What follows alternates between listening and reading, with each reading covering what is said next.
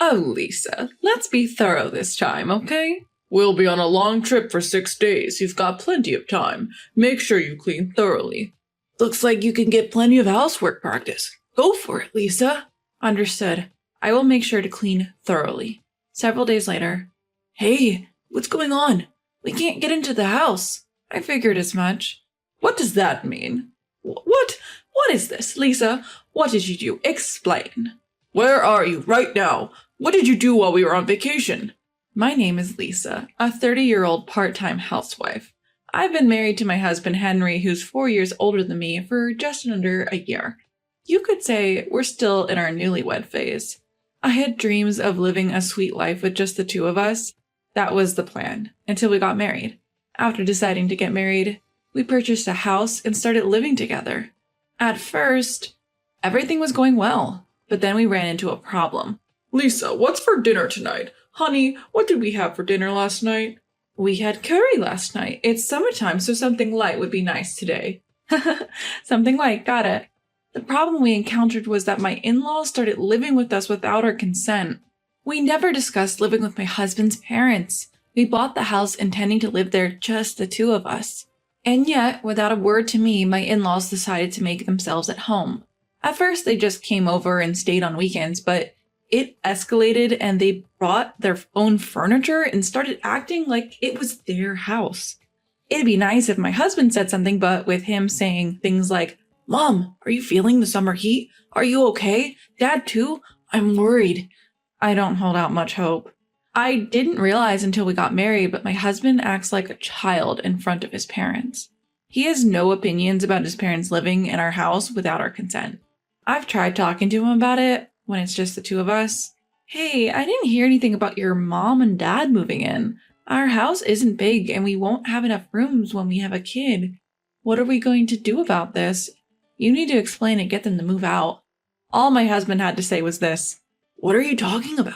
We can just move if we have a kid. I think mom and dad would be happy to live with their grandchild. I'd be happy to live with everyone too. Not only does my husband not see any problems with his parents living with us, but he seems to be happy about it. It's hopeless. I gave up on having my husband explain to them. I blame myself thinking, why didn't I realize this before we got married? My husband lived with his parents until we got married. I only visited his parents' house once when we went to introduce ourselves before the wedding. So I had no idea what his lifestyle was like. I had no idea he was such a mom's boy and a daddy's boy. Living with his parents, all of a sudden, is stressful enough.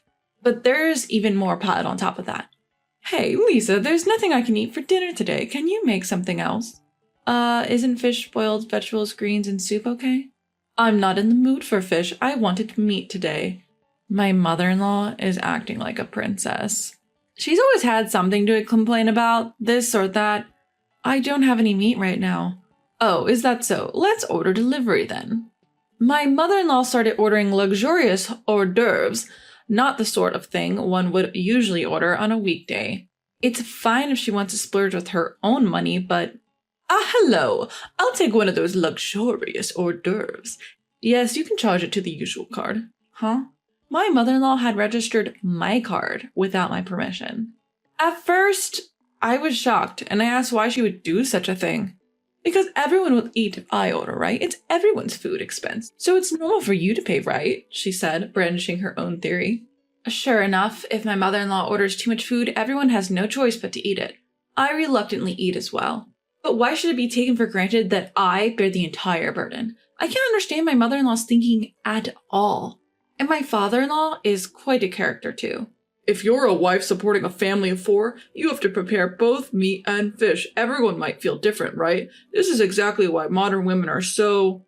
Oh boy. No, you're the biggest oh boy here. Of course, my father-in-law doesn't scold my mother-in-law for her whims. On the contrary, he seems to agree with her and blame me, pushing his stereotypical views onto me.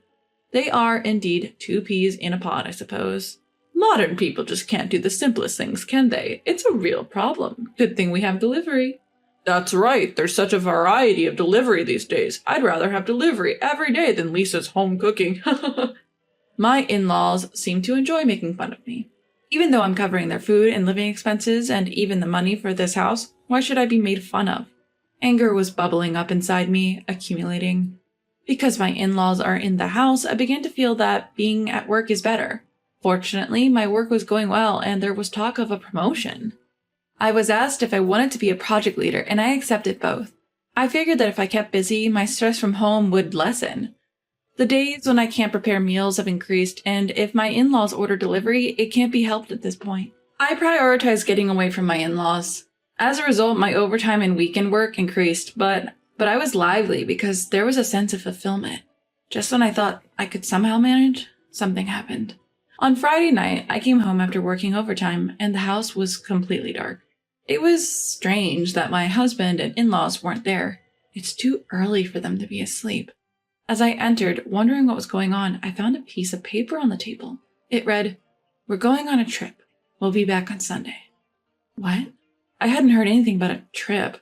What made me even angrier was that the room was cluttered with delivery containers and bottles of drinks. It's typical for my in-laws and husband not to do housework or tidy up, but they could at least throw away the trash before leaving. I was so angry that I raised my voice. No one was there to hear me. Feeling hollow, I picked up the trash and started cleaning. I sighed as I stuffed the bags with trash. Suddenly a thought crossed my mind. Where the hell did they get the money for a trip? A chill ran down my spine. I opened the banking app on my phone and checked the credit card activity. You've got to be kidding me. A few $1,000s were charged from a company that appeared to be a travel agency.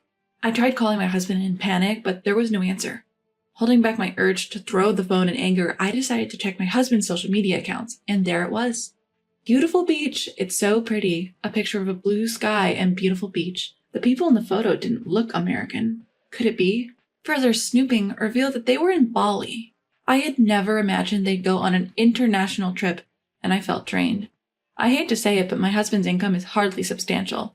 The main source of income is my salary. I have been trying to save as much as possible because I was worried about the future.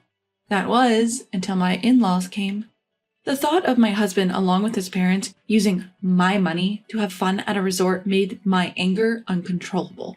All the vague stress I had been feeling started forming into clear words. Why? How? What were they feeling? Until when? Thinking about the future seemed endless. I decided that I needed to do something about this life. My husband and in-laws returned from their trip slightly tanned. I was very irritated seeing them, but I said nothing. We had such a good time. Going abroad is definitely worth it, and the cost for food and stay was cheap too. That's what my in-laws were saying. I held back my urge to ask who they thought was paying for all of this. Let's go again, Dad, Mom. My husband talking with his parents seemed so immature. He was like a child begging for a summer vacation trip, at the age of 35, no less. Seeing him like this, a feeling of disgust towards him started to well up inside me. I was preparing dinner in frustration. Calm down, just focus on the cooking, I muttered, moving my hands mechanically. Then, oh my, there's so much dust here, my mother-in-law remarked. She was running her fingers over the leaves of a houseplant. That's not good. My father-in-law muttered that, giving me a fleeting glance. I didn't take Lisa because she had housework to do, and you didn't clean? What kind of day off was that? My husband took the opportunity to criticize me. What? I couldn't help but ask again. Because if you had done your housework properly all the time, I would have taken you on the trip. I didn't invite you because I was thinking about you with all your housework. Aren't we all, me, Dad, and Mom, considerate? My husband said this with a straight face. Thanks for your thoughtfulness, I replied, suppressing my anger. My face twitched, and I turned my back under the guise of taking ingredients from the refrigerator. Are you out of your mind? I shouted in my heart. I can't believe it. Leaving the house messy, taking a vacation with my money, and then coming back to say that? The amount of money spent on the credit card I checked while my husband and in-laws were traveling made me even angrier. Did they go to a spa or a really nice restaurant? Even for Bali, where the cost for food and stay is relatively low, large payments were constantly added. How much have they spent without my consent so far? I couldn't help thinking about it. 1, 10, 100, 1,000, 10,000. I calculated in my head. Yeah, a couple $1,000s isn't impossible. And considering that they've taken over this entire house, I could estimate even higher. I was totally fed up.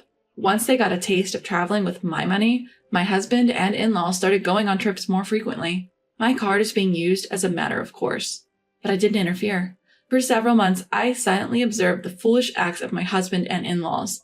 Then one day my mother-in-law said, "We're going to Hawaii. Could you please increase the credit card limit?" "Sure, I understand," I answered.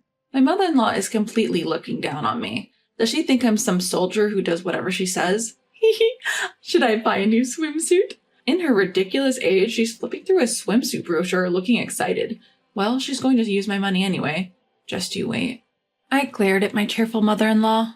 She's so engrossed in the brochure, she doesn't even notice. The day my husband and in-laws left for Hawaii, the room was the messiest it had ever been. My husband and in-laws are apparently heading to the airport soon, and they are busily checking their luggage. As usual, they seem to have no intention of cleaning up the room. "Oh, Lisa, make sure you do it right this time," my mother-in-law told me. "It's a long trip this time, 6 days, plenty of time. Make sure you clean up well," my father-in-law orders me. "You'll have plenty of time to practice your house chores. Good luck, Lisa," my husband says cluelessly. What is he talking about? Seeing it was about time, all three of them started to rush. Their chatting and leaving looked genuinely fun. Understood, I'll make sure to clean thoroughly. They probably didn't hear me due to their chatter. I said it to their backs. 6 days later, the day my husband and in-laws were to return home, I was gazing at the night view. Even though it was a weekday, I had taken a rare paid day off and was enjoying a drink in a lavish hotel. My husband calls. I let out a sigh, leave my seat, and answer the call. "Hello?" "What the hell is going on? I can't get into the house." My husband sounds quite panicked. "I thought as much," I said calmly. "What do you mean? What's happening?" It's not surprising my husband is freaking out. After all, the house is vacant. There should be a for sale sign at the entrance, and not a single piece of furniture should be visible from the windows. "Lisa, what have you done? Explain. Where are you? What did you do while we were away?" I can hear my mother-in-law and father-in-law yelling in the background. "I cleaned up just as ordered," I answered nonchalantly. "What?" As all three were left stunned, I decided to explain. I went ahead and put the house up for sale. The land, too. It's completely clean now. Nothing's left inside. "You foolish woman," my father-in-law yelled. "You mean, what foolish thing have I done? Who's been doing foolish things, I wonder? You all sure had a great time using your daughter-in-law's money and living it up." Lisa, don't be mean. Quickly, change it back. What are we supposed to do? You'll also be in trouble without a place to live, right?" My husband pleaded in a voice that sounded almost teary. "I won't have a problem. The house was bought by me in the first place, and all I did was sell it. I've decided on my new place to live. Yes, the house was purchased with my considerable income. Of course, it's under my name. It was a house to which my husband had no rights." "How could you? It was our home. How could you sell it without permission?" To my mother-in-law who said this, I replied, "Please save your sleep talking for when you're asleep. It was never your home to begin with. You were just freeloading, right? Parasiting off me, right? I've made up my mind. I can't continue like this, losing everything. I need to exterminate and rid myself of these harmful pests." "How dare you speak to Mom like that?" The words bellowed from my husband were met with my swift retort. "You're the pest, too. I want a divorce. I'm going to demand my money back, which you've recklessly spent. I've already consulted with my attorney. The amount is..." After I could relay the amount, I heard a loud clatter on the other end. It seemed that my husband in shock had dropped the phone. "What happened, Henry? What's wrong?" The voices of my mother-in-law and father-in-law echoed, clearly worried for their son. Dad..." My husband started crying like a child. Through the phone, I could only pull back in disbelief. Knowing that any further conversation would be futile, I hung up the phone. Sitting back down, I sighed. It had become second nature to me, but today it was different. It was a sigh of relief. At last, I finally cleaned house. Good job. I toasted to myself, sipping champagne. My husband and in-laws seemed to have no choice but to return to their family home. Well, they had nowhere else to go after all. During the months from my decision to divorce until I actually brought it up, I found out that their home had turned into a hoarder's paradise. When I visited to introduce myself before our marriage, the place didn't seem so disheveled. They must have hired professionals to temporarily tidy it up. Their house had a long-standing reputation in the neighborhood as a hoarder's home. Perhaps a messy house suits my messy husband and in-laws more than a clean one. Though my husband was reluctant about the divorce, he quickly accepted when confronted with my attorney. Sobbing, he even signed the agreement to pay me back the money they spent. It's not an amount he could easily afford with his salary. But it's only fair since he was the one who created this situation, recklessly indulging in luxuries with other people's money. And so, I managed to completely sever ties with my troublesome family. However, I must regret the fact that I married such a man in the first place. Before we got married, I somehow managed to spin his troublesome traits in a positive light, finding him charming and laid back despite his age. Maybe I was too desperate as I approached my 30s. While occasionally venting about this to my colleagues, I go about my daily work. Will I be single forever from now on? You're still young. Don't say things like that. I appreciate the subordinates who play along with my complaints and jokes. You're right, I shouldn't give up hope. That's right. Would you consider someone younger? Was that a joke? Looking up, I see that my subordinate's face is serious. Don't hoard unnecessary things. Cleaning is important. But maybe, just maybe, I don't need to give up hope. These days, I find myself pondering such things.